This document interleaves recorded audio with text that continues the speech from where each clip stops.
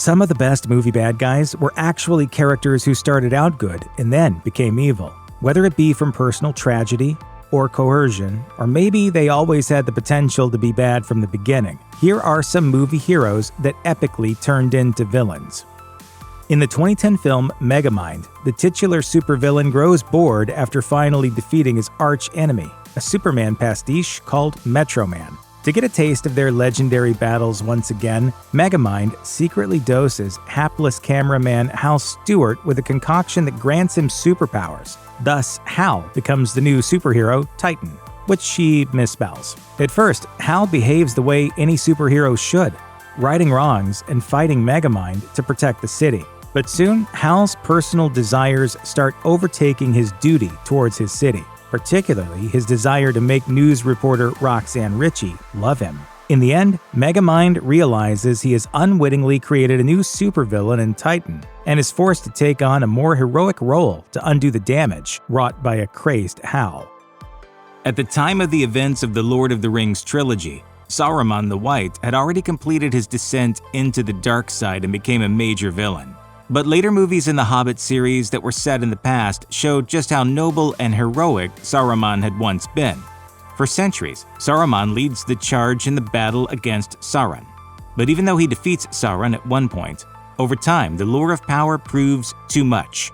Eventually, Saruman's priority changes from stopping Sauron to expanding his own influence over Middle-earth. It is this newly power-hungry Saruman who comes into conflict with Gandalf and his allies during the events of The Lord of the Rings. We must join with him, Gandalf.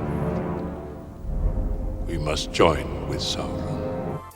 2012's twisted take on superhero origin stories, Chronicle, focused on Andrew Detmer, an awkward loner who gets abused at home by his father and bullied in school, all while his mother is battling cancer. At his lowest point, Andrew, his cousin, and a friend come across a meteorite-like object that grants them superpowers. At first, Andrew and his friends use their powers to play pranks, fly around town, and gain popularity at their high school. Andrew's powers take him in a darker direction. He accidentally kills one of his friends and tries to use his powers to rob a store so he can pay for his mother's medication. A series of misadventures later, Andrew reaches his breaking point and starts destroying everything around him like a full-fledged supervillain until he's finally taken down by his cousin. 2015's The Witch was Anya Taylor-Joy's breakout role in the lead as Thomasin, the daughter of English settlers William and Catherine. Set in the 1630s, the movie follows William and his family as they are expelled from a Puritan colony for William's controversial views. The family is forced to move to a desolate area near the edge of the woods, where they must quickly try to store up enough food for the long winter. Problems are compounded by a coven of witches who dwell in the woods, and who have decided to make William and his family their latest victims. Thomasin starts out a good and virtuous character who tries her best to get along with the circumstances of her life.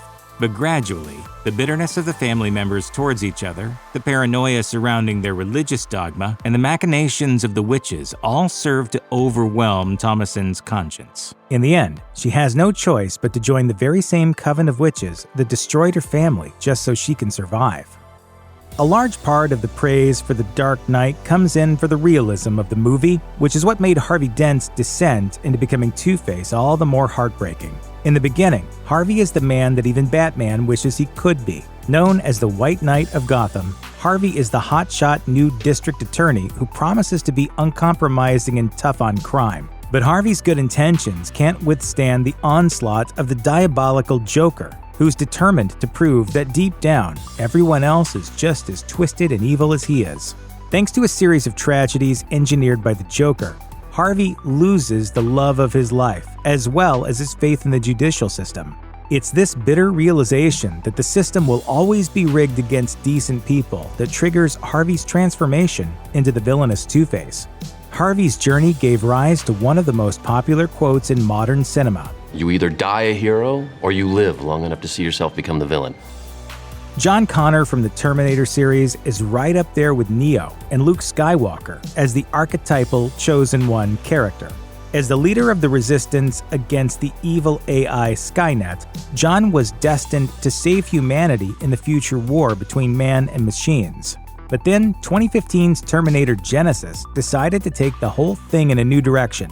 It's revealed that during one of the franchise's patented time-traveling hijinks, John Connor had been attacked by the T-5000 Terminator. As a result, John is infected with machine phase matter and turned into a Terminator himself. Many longtime fans were mind-blown and critical of the decision to show John in this new evil light.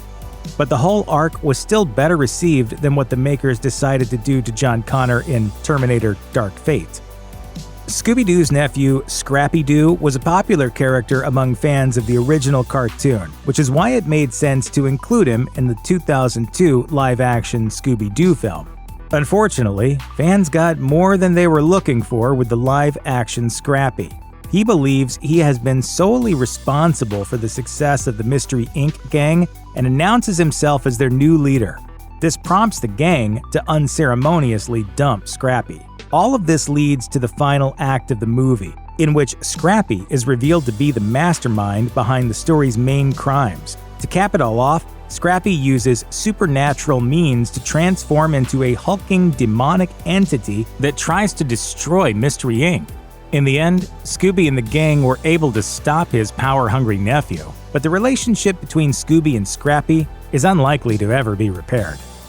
The Dark Phoenix saga is possibly the most famous X-Men comic storyline of all time. Naturally, the live-action movies decided to incorporate the storyline into their series, and that's how movie audiences got to see righteous hero and general voice of reason Jean Grey transform into the genocidal supervillain Phoenix. In 2006's X-Men: The Last Stand, we see Jean return from the dead after heroically sacrificing her life to save the other X-Men in X2. But this new version of Jean is far removed from the original, which she proves in her first scene by killing Scott, the love of her life.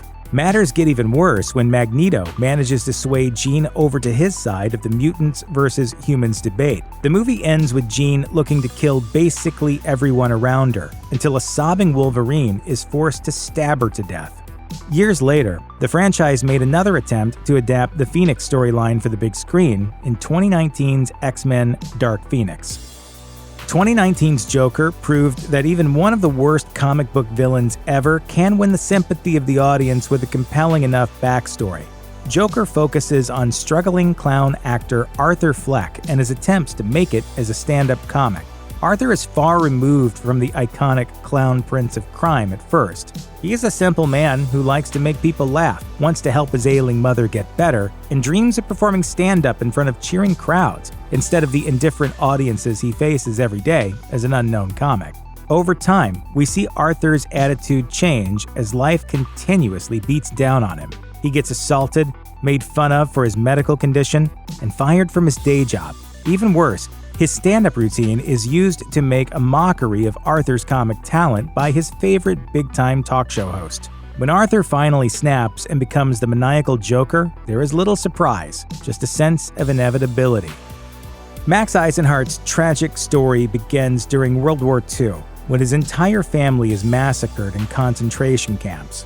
Max is spared because he's found to be a mutant, and the Nazis want to make use of his power over metal for their own ends. When Max manages to escape, he takes on the identity of Erik Lehnsherr and dedicates his life to destroying his former enemies. In the middle of his mission, Erik meets Charles Xavier and the other X-Men. They inspire him to step away from his vengeful path and become a force for good. Together, Erik and Charles travel the world together, finding and recruiting young mutants in need of guidance and safety. But in the end, Erik can't ignore his hardline sensibilities. Over time, he became convinced that humans and mutants could never coexist. And so Erik created his own rival faction of the Brotherhood of Mutants, dedicated to a new world order where mutants ruled over mankind. Erik's descent into supervillainy is all the more tragic when you think about how close he came to becoming a genuine hero alongside Charles, instead of turning into the X-Men's arch-enemy. Anakin Skywalker was all set to become a legendary hero destined to bring balance to the Force, but that was not to be. Anakin's career starts out promisingly enough. He's strong in the Force, stronger perhaps than even Master Yoda. Anakin becomes known as the hero with no fear, who could go on the most dangerous missions alongside his mentor, Obi-Wan Kenobi. and always emerge victorious. After falling in love with and secretly marrying Senator Padme Amidala of Naboo, Anakin's all set to become a caring family man. But all that changes when Anakin begins to have visions of his wife dying during childbirth. Obsessed with saving her, Anakin is lured to the dark side by the Sith and takes on the moniker Darth Vader. In his new identity, Anakin turns against his former allies and is ultimately very nearly killed in a pitched battle with Obi-Wan. After being left for dead, his broken body is rebuilt into the classic version of Darth Vader that fans know and love.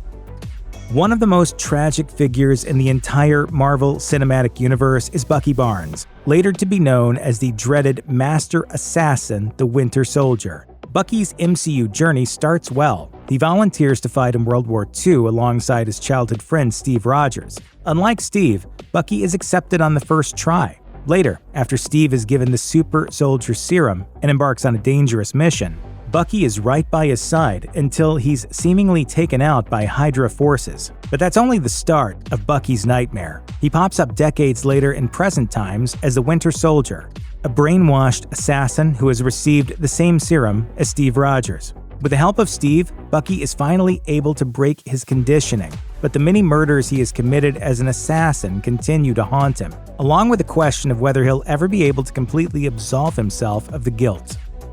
Played to perfection by Al Pacino in the Godfather movies, Michael Corleone's struggle between his decent nature and his legacy as the son of a mafia boss drives the main plot of the series. When we first meet Michael, it is clear that he has no interest in following in his father Vito's footsteps as the new Don of the Corleone crime family. For his part, not even Vito wants Michael to become embroiled in the family business. But that's not what fate has in mind. After an attack is made on Vito's life, Michael has no choice but to follow in his father's path. He becomes a member of the Corleone crime family, showing a talent for the work that surprises his friends and enemies alike. Michael's civilian life continues to tug at him, but he has no choice but to delve deeper into a life of crime once he finally succeeds his father as the new Don. And thus, the cycle of violence continues for the next generation of Corleones. Check out one of our newest videos right here. Plus, even more Looper videos about your favorite heroes turned villains are coming soon. Subscribe to our YouTube channel and hit the bell so you don't miss a single one.